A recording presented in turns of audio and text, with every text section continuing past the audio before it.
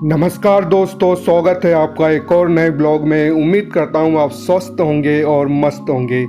तो दोस्तों, गया से आने के बाद मेरे मन में बहुत सारे विचार थे, जिसका समाधान मैंने वहाँ पर पंडित जी से पूछ कर किया। बहुत सारे सवाल थे और कैसा एक्सपीरियंस रहा। एक्सपीरियंस तो बहुत अच्छा रहा, मन को बहुत तसल्ली हुई, बहुत खुशी हुई। तो वहाँ पर जो पंडित जी थे उन्होंने बहुत ही विस्तार पूर्वक मुझे बताया और समझाया क्या कैसा होता है। तो मैं भी बताता हूँ आपको, अगर आपके मन में भी ऐसी कोई दुविधा है, ऐसा कोई प्रश्न रहता है, तो उसका समाधान आपको आज मिल जाएगा। तो दोस्तों, मेरे मन में सवाल था कि बहुत से लोग ऐसा कहते हैं कि गया जी से आने के बाद हमें अपने पितरों का कुछ भी करने की ज़रूरत नहीं रहती है, न ही घर में पिंडदान न ही तर्पण करने की ज़रूरत रहती है, क्योंकि उन्हें वहाँ मुक्ति मिल जाती है। और दूसरा सवाल था, क्या सच में उन्हें वहाँ मुक्ति मिल जाती है। और तीसरा ये सवाल था, क्या हम अपने पितरों का फिर से पिंडदान कर सकते हैं या दूसरी जगह पिंडदान कर सकते हैं गया जी के अलावा। तो दोस्तों, पहला सवाल है कि गया जी से आने के बाद हर साल जो पितृपक्ष पड़ते हैं उसमें हमें अपने पितरों के लिए कुछ करने की ज़रूरत होती है या नहीं। तो उसका जवाब पंडित जी ने ऐसा दिया कि देखिए, यहाँ पर पितृ का जो आपने पिंडदान किया वो तो ठीक है, लेकिन घर में भी हर साल आप तर्पण करते रहिए, क्योंकि तर्पण करना ज़रूरी है। अगर आप पिंडदान भी कर सकते हैं तो पिंडदान भी कर दीजिए। आपके आसपास कोई नदी होगी या जो भी घाट होगा वहाँ जाकर आप पिंडदान कर सकते हैं। और तर्पण तो करिए।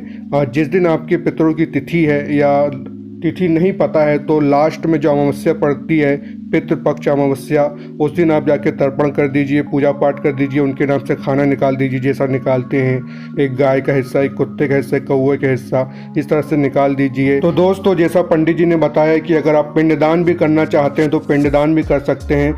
इससे आपके जो पितृ हैं वो और भी प्रसन्न रहेंगे, और अगर वो प्रसन्न रहेंगे तो आपके देवता भी प्रसन्न रहेंगे। आपके घर में धन संपदा और खुशहाली हमेशा बनी रहेगी।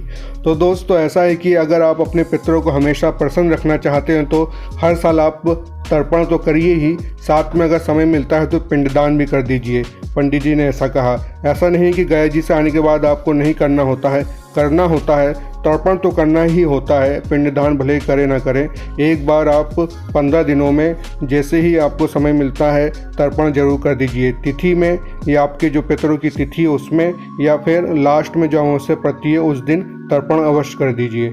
और दोस्तों, दूसरा जो सवाल था कि गया जी जाने से सच में हमारे जो पूर्वज हैं, पितृ हैं, उनको मुक्ति मिल जाती है। तो पंडित जी ने ऐसा कहा कि देखिए, मुक्ति तो इंसान को अपने कर्मों के द्वारा ही मिलती है।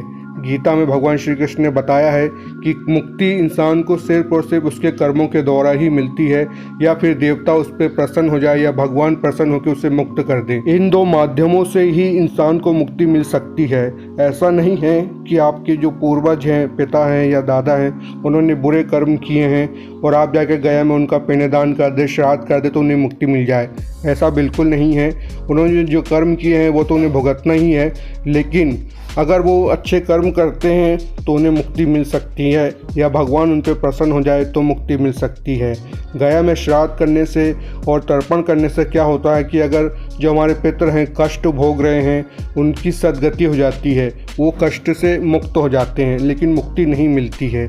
और जैसे हमारे पितृ इधर उधर भटक रहे हैं तो उन्हें पितृलोक में जगह मिल जाती है। जो हमारे पूर्वज हैं उनकी बराबरी में बैठने के वो अधिकारी हो जाते हैं, उन्हें उच्च स्थान प्राप्त हो जाते हैं, अच्छे स्थान प्राप्त हो जाते हैं। नर्क में कष्ट भोग रहे हैं तो उन्हें वहाँ से मुक्ति मिल जाती है, वहाँ से वो उनका जो कष्ट है वो कम हो जाते हैं।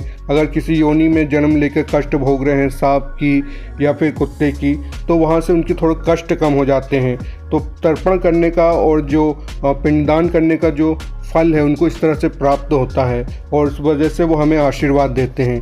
तो दोस्तों, ये था आपके दूसरे सवाल का। और दोस्तों, जो तीसरा प्रश्न है, क्या हम गया जी के अलावा भी कहीं और पितरों का पिंडदान कर सकते हैं। तो पंडित जी ने बताया कि देखिए, भगवान श्री राम जी ने गया जी में पिंडदान किया, उसके बाद हरिद्वार में भी किया, गंगा घाट में भी किया, तो आप भी कर सकते हैं। जैसे ही आप कोई तीर्थ स्थान जाएं, हरिद्वार जाएं, कहीं भी जाएं, तो आप वहां पर पिंडदान कर सकते हैं। इससे आपके जो पूर्वज हैं, आपके जो पितृ हैं, उनको और अच्छी सद्गति प्राप्त होगी और आपको उतना ही आशीर्वाद मिलेगा। जो भी अच्छी जगह जाते हैं, तीर्थ स्थान जाते हैं और वहाँ पर पिंडदान का बहुत अधिक महत्व है, तो ज़रूर से ज़रूर पिंडदान कर दीजिए। ये आपके लिए और आपके पितृ के लिए बहुत अच्छा रहेगा और उनका आशीर्वाद हमेशा आप पे बना रहेगा। इसमें कोई दोहराहे नहीं है, कोई सोचने की बात नहीं है कि हमने तो वहाँ पिंडदान कर दिया अब क्यों करें। लोग सोचते हैं कि एक बार पिंडदान कर दिया तो हम मुक्त हो गए, लेकिन ऐसा नहीं है। आप एक बार मंदिर जाते हैं तो उसके बाद क्या आप सोचते हैं कि भगवान की एक बार पूजा कर दी तो अब ज़िंदगी भर के लिए भगवान हमसे प्रसन्न रहेंगे? ऐसा नहीं है। आप हर बार मंदिर जाते हैं, हर रोज़ मंदिर जाते हैं, बार बार मंदिर जाते हैं। उसी तरह हमारे जो पितृ हैं, जो पूर्वज हैं, उनका पिंडदान करना जहाँ भी आपको मौका मिले, जैसी आपकी श्रद्धा है, शक्ति है, उस अनुसार कर देना चाहिए। भले ही साल में एक बार, 10 साल में एक बार, या जैसा भी आपको लगे, लेकिन पानी अवश्य देना चाहिए, तर्पण अवश्य करना चाहिए। हर साल जो पितृपक्ष आते हैं 15 दिनों के, उसमें अगर पिंडदान नहीं कर पा रहे हैं तो तर्पण अवश्य करें। इससे आपके पितरों को शांति मिलती है और आपके घर में भी सुख शांति हमेशा बनी रहती है। तो दोस्तों, ये थे मेरे मन में जो सवाल, जिसका मैंने समाधान पंडित जी से पा लिया। उम्मीद करता हूँ आपको भी ये समाधान मिल गया होगा।